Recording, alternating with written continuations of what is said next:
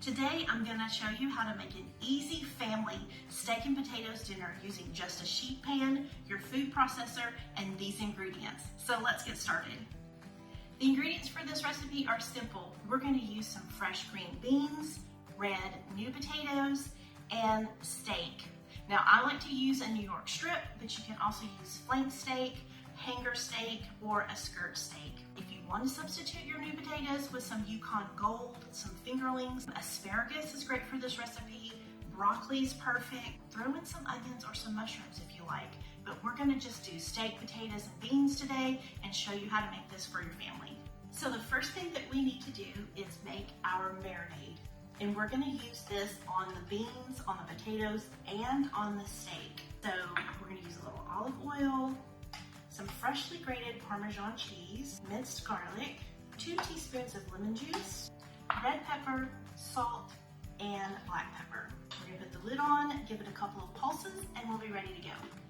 When the marinade is good and mixed up, we'll take about a tablespoon of it and we're going to drizzle it over our potatoes. And they've been quartered up, and I've placed them on a sheet pan that I sprayed with nonstick cooking spray. And we're just going to toss those. And then we're going to arrange them in a single layer with the cut side down to have the crispiest potatoes. And then we're going to place our beans on the other side of the pan in a single layer, and we'll drizzle them in another tablespoon of the marinade and toss them so that all the beans are coated as well. Now we're ready to marinate our steak. So we're going to add a tablespoon of Worcestershire sauce to our mix and pulse that a couple of times, and we're going to rub it on both sides of the steak.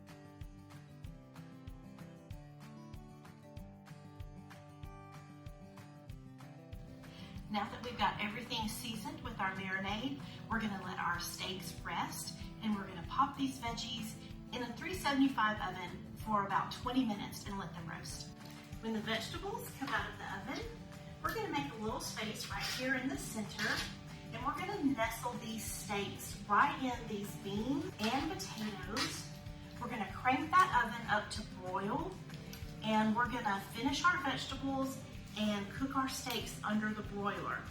Just for about 8 minutes, we'll flip the steaks halfway through and we'll be done. Okay, so we've taken our dinner from the oven and we're ready for our final touches. So we want to take just a little bit more of that Parmesan cheese, give it a good grate across the top. You can never have too much cheese, right? And then a little bit of parsley. This adds color, but it also adds a lot of delicious flavor, especially to those potatoes.